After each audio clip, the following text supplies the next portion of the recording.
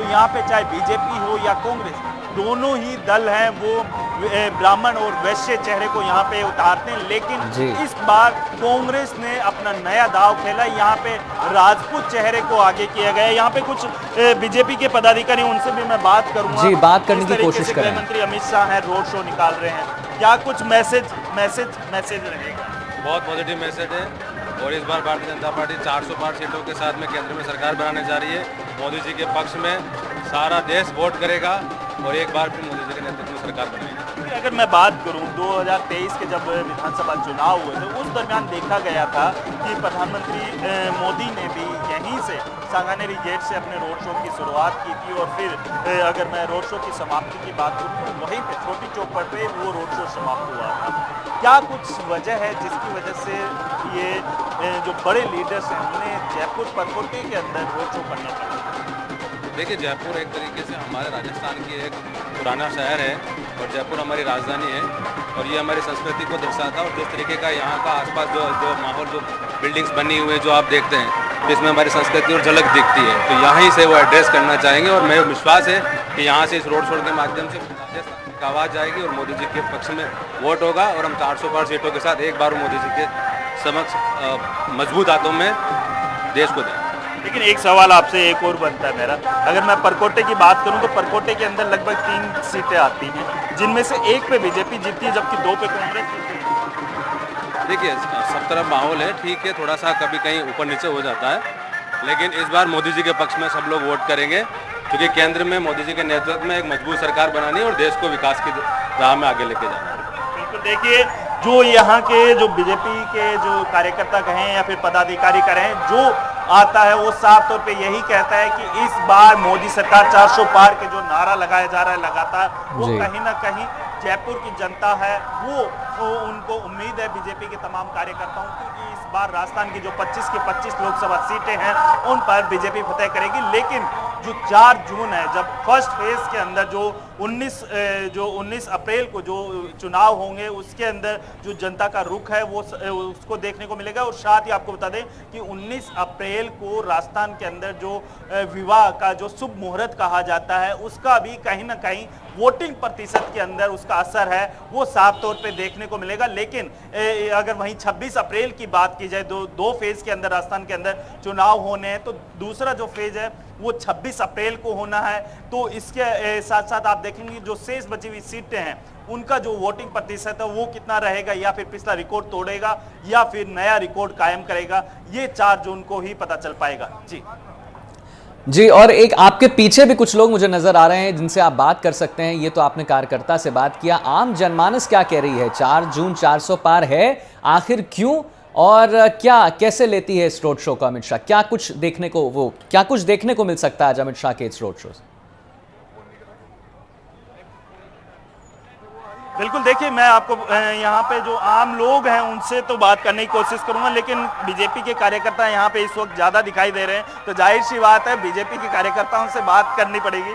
आपसे मैं एक सवाल करूंगा, क्योंकि जिस तरीके से देखा जा रहा है कि इस बार मोदी सरकार 400 पार, क्या रहेगा इस बार की रणनीति, क्या रहेगी अगर राजस्थान की बात की जाए? सर, राजस्थान में 25 की 25 सीटें आएगी। जिस हिसाब से आपको कांग्रेस के जो उम्मीदवार है जो अपना नाम वापस ले रहे हैं, जो जैसे आप प्रताप सिंह जी है, वो खुद बोल रहे मैं तो टिकट मांग ही नहीं रहा था और खुद अपने नाम कार्यकर्ता वापस ले रहे हैं और मजबूरी में चुनाव लड़ा जा रहा है उनके द्वारा, इसलिए 25 की 25 सीटें बीजेपी द्वारा ही जीती जाएगी। लेकिन कई ऐसे क्षेत्र हैं, चाहे इसमें आप देखेंगे मेवाड़ और वागड़ इलाके की बात करूं, आदिवासी इलाके की बात करूं, तो वहां पे जो वहां की लोकल जो पार्टी है, चाहे बीएपी की बात कर लीजिए या फिर अन्य दलों की बात कर लीजिए या फिर निर्दलीय जो प्रत्याशी हैं जो बाड़मेर और जैसलमेर इलाके में जो लोकसभा सीट में काफ़ी ज़्यादा एक्टिव भी दिखाई दे रहे हैं, कहीं ना कहीं बीजेपी को डर सता रहा है और तमाम जो नेता हैं वो राजस्थान के लगातार दौरे कर रहे हैं। तो रविंद्र सिंह जी एक अच्छे नेता है, लेकिन मोदी जी की सभा के बाद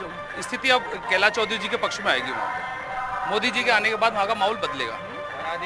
कहीं वहाँ पे आपको मैं एक मातृ शक्ति है उनसे भी मैं बात करूँ, क्योंकि महिलाएं हैं, उनको जो केंद्र सरकार है उस 33% जो आरक्षण है वो दिया है और कहीं ना कहीं इस रोड शो के अंदर जो महिलाएं हैं अपना जो शक्ति प्रदर्शन है वो दिखाती हुई नजर आ रही। आपसे मैं जानना चाहूँगा, क्योंकि महिला प्रत्याशी है जयपुर शहर के अंदर और महिला मोर्चा की जो महिलाएं हैं तमाम जो साफा पहने हुए हैं, झांसी की रानी के जैसे जिस तरीके से उन्होंने पहना था वैसे ही साफा आपने पहना है, क्या कहेंगे इस बारे? मैं कहना चाहूँगी कि हमारे जो नारी शक्ति वंदन अधिनियम है उसके तहत जो महिलाओं को आरक्षण मिला है उसकी पहली शुरुआत हमारे जयपुर शहर से हुई है। इसके लिए हम सबका बहुत बहुत आभार करना चाहते हैं और बहुत हमारे लिए मातृशक्ति के लिए खुशी की बात है कि आज हम हमारी मातृशक्ति को सबसे पहले यहाँ पे स्थान मिला और इसकी शुरुआत हमारे जयपुर शहर से हुई। हम सब महिलाएं पहली बार बीजेपी ने एक महिला प्रत्याशी को अपना उम्मीदवार बनाया है और जयपुर शहर की बात की जाए तो जयपुर के अंदर पहली बार महिला प्रत्याशी है। दूसरा ये कि ब्राह्मण चेहरे को यहाँ पे उतारा, क्या कहेंगे? जी, शायद आपकी थोड़ी सी पहली बार तो नहीं है, गायत्री देवी जी को मिला हुआ है यहाँ से 19। वो निर्दलीय थी। अच्छा, निर्दलीय। बीजेपी ने पहली बार। बीजेपी ने पहली बार। तो मैं यही कहना चाहूँगी कि नारी शक्ति के साक्षात्कार का पर्व है और अब नारी शक्ति आगे बढ़कर सबसे पहले जो नारी शक्ति को आगे लाने का काम था वो अब मोदी सरकार में व्यापक रूप से हो रहा है। तो मोदी जी ने नारी शक्ति को आरक्षण देकर बहुत हमारे ऊपर बहुत आभार किया है। हम उनका बहुत आभार प्रकट करते हैं कि नारी शक्ति को जयपुर शहर लोकसभा सीट की बात की जाए आपसे मैं जानूं, क्योंकि जयपुर शहर लोकसभा सीट की बात की जाए तो यहाँ पे ऐसे कई मुद्दे हैं। परकोटे की बात की जाए तो ट्रैफिक बड़ा मुद्दा रहता है जिससे पैदल चलने वालों को काफ़ी दिक्कत होगी, क्या कहेंगे इस पर? सर, ट्रैफिक तो हर जगह है। जब आबादी बढ़ेगी ट्रैफिक तो होगा ही होगा। और मुद्दा कोई भी हो, ये जयपुर राजस्थान के लोग हैं, यहाँ पे सारे मुद्दे सॉल्व जल्दी होने वाले हैं क्योंकि मंजू दीदी यहाँ आने वाली हैं। क्योंकि इससे पहले भी बीजेपी के ही नेता थे। यस। तो उन्होंने क्या ये मुद्दे उनकी नज़र में नहीं आए या सर, फिर महिला उम्मीदवार होने के नाते हर जगह वो रहेंगे। हम महिलाओं को आगे लेकर जाएंगे। अब हमारी मंजू दीदी आएंगी। बिल्कुल बिल्कुल। अब महिलाएं आ चुकी हैं मैदान में। पहले झांसी की रानी लक्ष्मीबाई आई थी, राष्ट्रपति भी हमारी प्रतिभा पाटिल पूर्व राष्ट्रपति जी रह चुकी हैं और अब मंजू दीदी भी मैदान में आ चुकी हैं। तो हमारा तो इतना कहना है कि हम सब महिला मोर्चा सब उनके साथ है और इसी ग्रोथ के साथ हम अपने राजस्थान को आगे लेकर जाएंगे। लेकिन प्रताप सिंह खाचरियावास जो कि कांग्रेस के उम्मीदवार भी हैं, वो ये कह रहे हैं कि राजस्थान के अंदर महिला अपराध बढ़ रहा है, ये वर्तमान सरकार कोई काम नहीं करी, क्या कहेंगे उनके इस? बिल्कुल सर, अपराध बिल्कुल बढ़ रहा है राजस्थान के अंदर, लेकिन ये भी हो सकता है ना कि अभी तक जो सरकार रही, पहले कांग्रेस का एक टाइम था, वहां पर कौन से अच्छे काम हो गए कांग्रेस के टाइम पे। इसीलिए फीमेल को अब उतारा गया है फील्ड में ताकि फीमेल ही फीमेल को सपोर्ट करे और फीमेल को कोऑपरेट करे और आगे बढ़े। बिल्कुल, देखिए जिस तरीके से इन्होंने कहा कि राजस्थान के अंदर जो महिला प्रत्याशी के रूप में मंजू शर्मा को उतारा गया है, कहीं ना कहीं महिलाएं के अंदर जो जोश है वो इस तरीके से भरा जा रहा है कि जिस तरीके से आपने देखा कि रोड शो के आगे जब गृह मंत्री अमित शाह का रोड शो स्टार्ट हुआ तो उसके आगे महिला मोर्चा की लगभग 1000 महिलाएं हैं वो रोड शो के आगे चल रही थी। और आप देखेंगे कि तमाम जो महिलाओं के जो सर पे जो ये भगवा कलर का साफा है वो हर महिला के सर पे दिखाई दे रहा था। और इसके साथ साथ आप देखेंगे कि हर महिला के हाथ में जो बैलेट नंबर 2 और अब की बार 400 पार के नारे के साथ आपनो मोदी आपनी मंजू के नाम के जो पोस्टर्स हैं वो तमाम जो महिलाएं हैं वो यहाँ पे लेकर जो गृह मंत्री अमित शाह के रोड शो की जो गाड़ी थी ओपन जिप्सी थी उसके आगे चलती हुई नजर आई। लेकिन जिस तरीके से दावा किया जा रहा 25 की 25 सीटों को जीतने का वो 4 जून को ही पता चल पाएगा। जी अच्छा, जो आपके पीछे महिलाएं जितनी भी जिनसे आपने बात की, आपने अवगत कराया हमें भी, उनके चेहरों को देख के लग रहा है कि उनके पास या तो कोई गाना प्रिपेयर्ड है जो वो गाना चाहते हैं अमित शाह जी के लिए या अपने प्रत्याशी के लिए। तो एक बार उनसे जरा पूछें कि क्या उन्होंने कुछ प्रिपरेशन करके रखा है, अगर कुछ गायन हमें सुना सकते हैं हमारे दर्शकों को तो। एक बार सवाल आप दोबारा करेंगे? जी, मैं कह रहा हूं कि जितने भी आपने महिलाओं से सवाल किए उनके चेहरों को देख के लग रहा है कि उन्होंने कुछ प्रिपेयर किया है अमित शाह के इस भव्य रोड शो के लिए, कोई गाना या कोई कविता। उनसे एक बार जरा जानने की कोशिश कीजिए कि क्या कोई गाना या कोई कविता वो कहना चाहती हैं अपनी महिला प्रत्याशी के लिए। बिल्कुल, देखिए मैं इन महिलाओं से भी जानने की कोशिश करूंगा।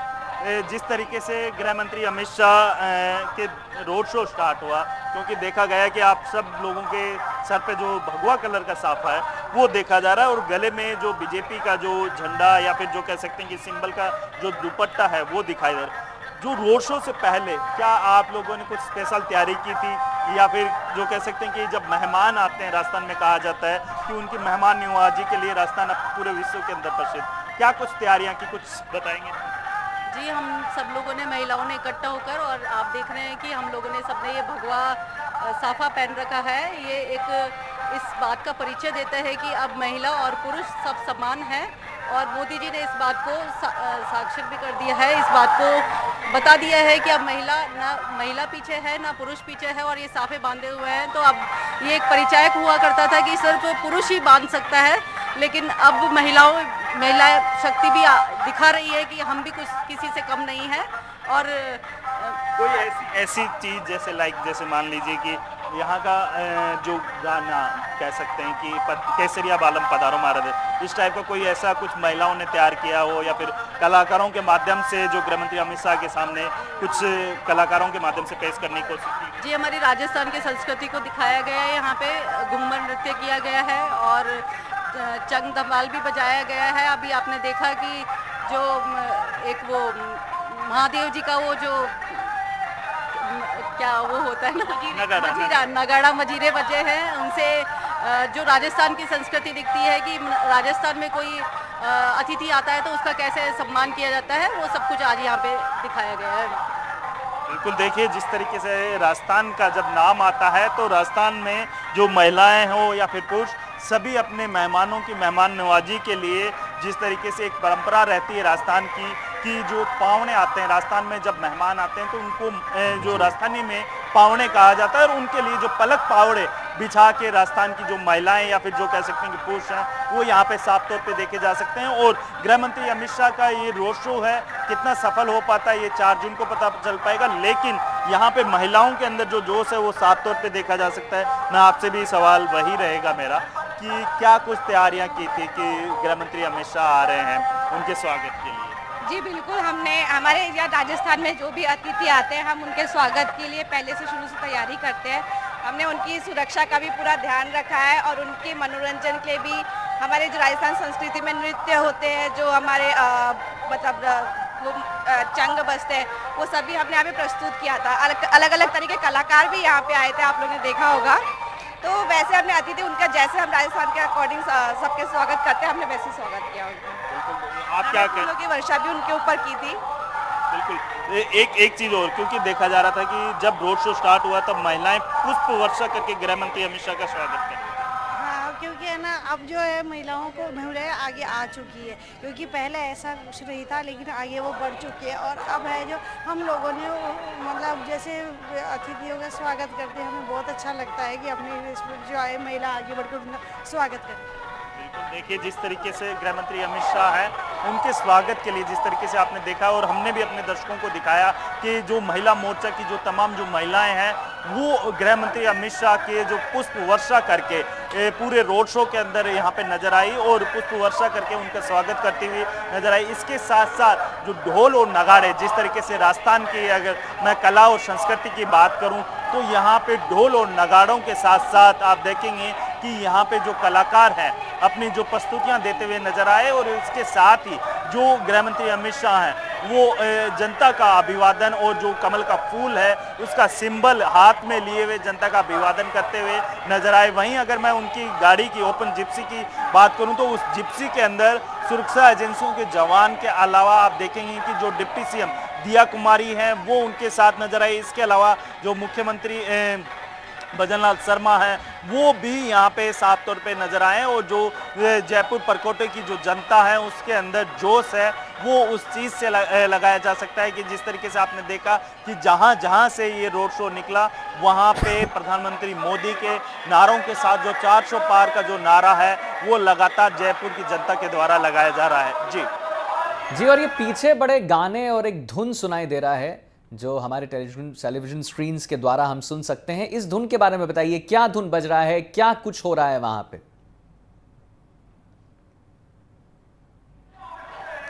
देखिए, अगर मैं यहाँ के गानों की बात करूँ तो आप देखेंगे कि मैं जहाँ तक मेरे कैमरे की नज़र जाएगी वहाँ तक मैं आपको दिखाना चाहूँगा कि पूरे इसके अंदर जो ये बनाया गया है यहाँ से, जहाँ से रोड शो निकल रहा है रास्ते के अंदर, यहाँ पे आप देखेंगे कि जो बीजेपी के जो झंडे हैं वो आप देख सकते हैं। इसके अलावा जो यहाँ पे जो बैलून्स हैं उससे सजाया गया है, और साथ ही जो मुख्यमंत्री भजनलाल शर्मा के अलावा जो प्रधानमंत्री मोदी और जो गृह मंत्री अमित शाह, जेपी नड्डा, तीनों के जो पोस्टर्स हैं पूरे परकोटे के अंदर जहां जहां से रोड शो निकलेगा वहां पे इन पोस्टर्स को लगाया गया है। और साथ ही ये जो मंजू शर्मा है, जो जयपुर शहर की लोकसभा सीट से जो प्रत्याशी हैं, वो यहाँ पे जो यहाँ पे उनके पोस्टर्स हैं वो लगाए गए हैं। मैं यहाँ पे जयपुर की जनता है उनसे भी मैं बात करने की कोशिश करूँगा कि क्या कहेंगे जिस तरीके से रोड शो है ये यहाँ पे निकाला जा रहा है, इसका क्या महत्व है, किस तरीके से। मैम आप यहीं से हैं? हाँ, जयपुर से है। क्योंकि जिस तरीके से अभी गृह मंत्री अमित शाह हैं अपना रोड शो निकाला है, क्या कहेंगे बताइए, क्या कहेंगे? क्योंकि इससे पहले प्रधानमंत्री मोदी ने विधानसभा चुनाव के अंदर रोड शो किया था, अब लोकसभा चुनाव में गृह मंत्री अमित शाह यहाँ आए हैं रोड शो के। यहाँ पे आने के बाद जयपुर में हमको अच्छा लगा, तो ये आगे से आगे जैसे कुछ काम करेंगे, प्रोग्रेस होगा इससे जयपुर का, बस इतना ही कहना चाहूँगी। देखिए जिस तरीके से इन्होंने बताया कि जो जयपुर शहर के अंदर जो अगर मैं बात करूं लोकसभा सीट की, यहाँ के जो विकास है उनके बारे में कहीं ना कहीं चार चांद लगते हुए नजर आएंगे। कि इससे पहले भी प्रधानमंत्री मोदी ने हाल ही के अंदर जिस तरीके से देखा होगा कि फ्रांस के जो राष्ट्रपति है उनके साथ यहीं इस जो एरिया के अंदर जो परकोटे का जो एरिया है वहाँ पे जो प्रधानमंत्री मोदी और जो फ्रांस के राष्ट्रपति हैं उन्होंने चाय पी थी और हवा महल के आगे यहाँ पे जो हेरिटेज लुक है उसका लुत्फ उठाया था। इसके साथ ही यहाँ पे जो तमाम जो कार्यकर्ता उनसे भी मैं बात करूँगा, क्या कहेंगे कि जिस तरीके से अब गृह मंत्री अमित शाह है उनका रोड शो हुआ है। देखिए बहुत ही शानदार, लाखों की संख्या में हमने अभी जनता को देखा,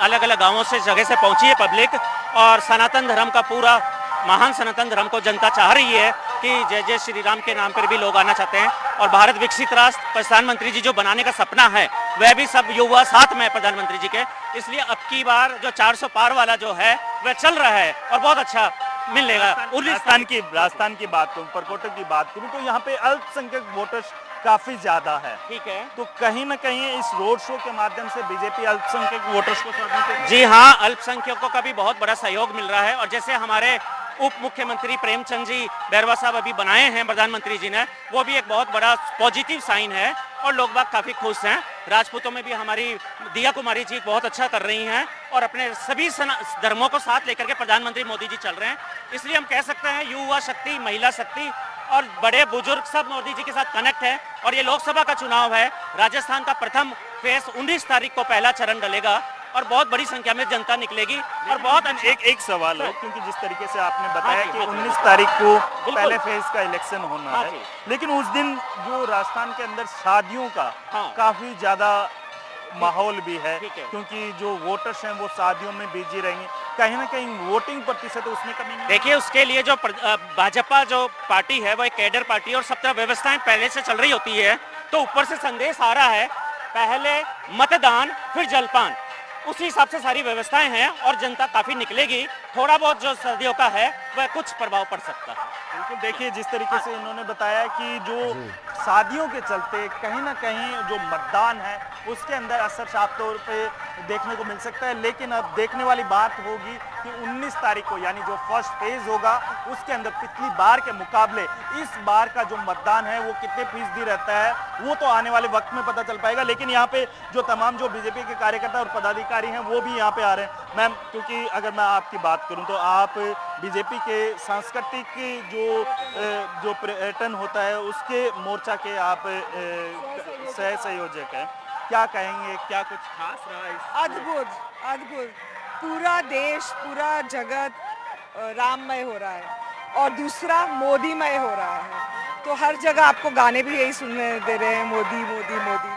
तो अब की बार 400 पार और राजस्थान में पूरे राजस्थान की बात की जाए, आपने कहा कि अब की बार 400 पार, ये तो नारा है, लेकिन 19 तारीख की मैं बात करूं, 19 अप्रैल को पहले फेज के अंदर राजस्थान की जो 12 सीटें हैं उन पे मतदान होगा, क्या कहेंगे? क्योंकि उस दिन जो शादियों का शुभ मुहूर्त है वो भी रहेगा, कहीं ना कहीं मतदान कम होने का। देखिए पूरे भरतपुर में, बीकानेर में, जयपुर में, हर जगह शादी का मुहूर्त है, सबको शुभकामनाएं। मगर उससे भी बड़ा अगर कोई पावन पर्व है वो है 19 तारीख, क्योंकि हमें 4 जून का इंतज़ार है, हमें मोदी जी का हैट्रिक का इंतज़ार है। इसके लिए जो शादी में जा रहे हैं वो पहले मतदान करेंगे, बाद में जलपान, बाद में सब विवाह होगा, क्योंकि विवाह का तो एक शुभ मुहूर्त है ना, वो मुहूर्त के पहले ज़रूर जाएंगे और मतदान पहले करेंगे। हर मेहंदी लगे हुए हाथों पे आपको मतदान का निशान दिखेगा। बिल्कुल, देखिए इन्होंने काफ़ी बड़ी बात कही। एक सवाल आपसे एक और करूंगा, मेरा लास्ट सवाल है, क्योंकि जिस तरीके से देखा जाता है कि एक तरफ मोदी 400 पार का नारा चल रहा है, तो वहीं पे कांग्रेस ने अपना जो न्याय पत्र जो जारी किया है, एक तरफ संकल्प पत्र है तो दूसरी तरफ न्याय पत्र, दोनों की अगर बात की जाए, कांग्रेस युवाओं के साथ न्याय की बात करे तो वहीं जो बीजेपी है वो अपने जो अलग अलग स्कीम्स हैं उनके माध्यम से अपने वोटर्स को लुभाने की कोशिश कर रही है। क्या कुछ कहेंगे? मुझे लग रहा है कि आप खुद मुस्कुरा रहे हो ये क्वेश्चन पूछते हुए कि कांग्रेस की बात आज कौन कर सकता है, और मोदी जी का तो संकल्प पत्र है भाजपा का। ज्ञान की बात होगी, ज्ञान का मतलब है जी से गरीबी, वाई से यूथ यानी युवा, ए से अन्नदाता यानी फार्मर्स हमारे, और न से नारी। तो सबका साथ होगा, सबका विकास होगा, और कांग्रेस के बारे में तो कोई कुछ नहीं बोल सकता। आप अगर यहाँ पे सब माहौल देख रहे हैं और आपके कैमरा पर्सन एक बार कैमरा सबको बताएंगे तो आपको लगेगा कि ये राम दरबार सजने ही वाला है। इस टाइम 4 जून के बाद में आपको राम दरबार दिखेगा। लेकिन और अभी तो वैसे भी ये नवरात्रा का इतना पावन पर्व है, उसके अलावा रामनवमी आ रही है। लेकिन एक सवाल आपसे एक और है मेरा, सॉरी माफ कीजिएगा, आपसे मैंने कहा लास्ट सवाल है, लेकिन एक और सवाल कर रहा हूँ कि क्या वजह है कि विधानसभा चुनाव में प्रधानमंत्री मोदी आते हैं, वो यहीं से रोड शो निकालते हैं, अगर मैं दूरी की बात करूं तो वो उसी स्थान पे जाते हैं जहां पे गृह मंत्री अमित शाह का रोड शो समाप्त हो रहा है, क्या वजह? उसके बावजूद भी, प्रधानमंत्री के रोड शो के बावजूद भी बीजेपी 3 परकोटे की सीटों में से एक सीट पे जीत हासिल कर पाती है। आज हम आज की बात कर रहे हैं। आज आप देखिएगा कि पूरे 25 सीट मोदी जी के पास हैं, और दूसरी बात आप खुद जानते हैं, आपके व्यूअर्स जो देख रहे हैं वो जानते हैं, कैमरामैन जानते हैं कि मोदी जी का क्या प्रभाव है। और मोदी जी इतने हम्बल हैं, ये इतने गुणी व्यक्ति हैं कि वो सोचते नहीं कि वो प्रधानमंत्री हैं, वो कार्यकर्ता बोलते हैं अपने आप को। तो कार्यकर्ताओं के पास आने के लिए वो आते हैं। ये हमारा सौभाग्य है कि इतने बड़े नेता हमारे पास आते हैं, और आज अमित शाह जी आए हैं और उन्होंने हमारा गौरव बढ़ाया। फायदा मिलेगा परकोटे के? जरूर जरूर। जहां से बीजेपी ने पिछली बार विधानसभा चुनाव में 2 सीटें हैं वो हार गई थी, क्या वहां से भी जो आपकी प्रत्याशी है मंजू शर्मा उनको फायदा? बिल्कुल, सारी के सारी जयपुर की सारी सीटें सब बीजेपी को देंगी और सब मंजू दीदी को ही मिलेगा। तो आप देख लीजिए, 4 जून ज़्यादा दूर नहीं है। बिल्कुल, देखिए जिस तरीके से आपको बता दूं कि इनका दावा है कि जो परकोटे में ये रोड शो निकाला गया, कहीं ना कहीं जो राजस्थान के जो जयपुर शहर की जो लोकसभा सीट है उसके अंदर जो प्रत्याशी है वो इस रोड शो के माध्यम से उन्हें उसका फायदा मिलने वाला है। जी है, आप थोड़ा आम जनमानस से और जानने की कोशिश कीजिए कि अमित शाह के इस रोड शो से क्या कुछ फायदा मिल सकता है इस लोकसभा इलेक्शंस में। बिल्कुल, देखिए मैं इनसे भी बात करूंगा, क्या कुछ रहेगा अगर मैं इसके मायने निकाले जाए रोड शो के, क्या कुछ मायने रहेंगे इस रोड शो के? देखिए, जयपुर केवल राजस्थान की राजधानी नहीं है, ये सांस्कृतिक राजधानी भी है, और जयपुर के अंदर जो रोड शो हो रहा है उसका पूरा मैसेज पूरे राजस्थान में जाएगा। इस सांस्कृतिक राजधानी का मैसेज दूर ढूंढाड़ में जाएगा, दूर गांव में जाएगा, और पूरे राजस्थान में भगवा लहराएगा, ये श्योर है। क्योंकि पहले भी जब यहाँ पे प्रधानमंत्री जी ने रोड शो किया था उसका मैसेज पूरे राजस्थान की जनता को गया था कि भारत के प्रधानमंत्री देश की सांस्कृतिक विरासत के साथ में देश के विकास को भी साथ में लेकर चल रहे हैं। जिस तरीके से उन्होंने यहाँ के पर्यटन उद्योग को बढ़ावा भी दिया, जिस तरीके से फ्रांस के राष्ट्रपति को यहाँ ला करके उन्होंने रोड शो किया, उससे उन्होंने यहाँ की सांस्कृतिक विरासत को बहुत ऊपर लेके गए और एक मैसेज दिया कि भारत विकसित भारत बहुत जल्दी बनेगा, और इस यहाँ की सांस्कृतिक, यहाँ का पर्यटन और यहाँ देश का संपूर्ण विकास यहाँ पे होकर रहेगा।